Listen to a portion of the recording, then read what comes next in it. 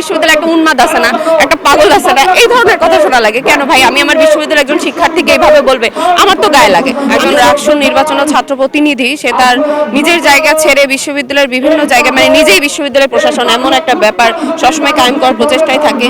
তা বিশ্ববিদ্যালয়ের অবশ্যই তার যেহেতু একজন শিক্ষার্থী তাদেরও তো একটা দায়িত্ব আছে, যেহেতু আমাদের একটা মানসিক স্বাস্থ্য কেন্দ্র আছে, মানসিক চিকিৎসা স্বাস্থ্য কেন্দ্র, সেটা যদিও উন্নত না তবু সেখানে কোনোভাবে তাকে যদি একটা মেন্টাল কাউন্সিলিং এর ব্যবস্থা করা যায় এবং আমরাও চাই যে সে সুস্থ স্বাভাবিকভাবে আমাদের মাঝে ফিরে আসুক। আমরা দেখা যাচ্ছে যেখানেই ঘুরতে যাই, আমি যদি আমার গ্রামের বাড়িতেও ঘুরতে যাই, আমার দেখা যাচ্ছে অনেকে বলে তোদের বিশ্ববিদ্যালয়ে একটা উন্মাদ আছে না, একটা পাগল আছে না, এই ধরনের কথা শোনা লাগে। কেন ভাই আমি আমার বিশ্ববিদ্যালয়ের একজন শিক্ষার্থীকে এইভাবে বলবে, আমার তো গায়ে লাগে।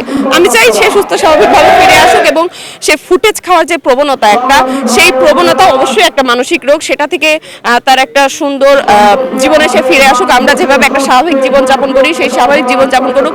রাকসুকে তাকে যে দায়িত্বের জন্য দেওয়া হয়েছে সেই দায়িত্ব সে যথাযথভাবে পালন করুক। এই সকল দাবি নিয়েই আমরা আসলে প্রশাসনের কাছে যাব।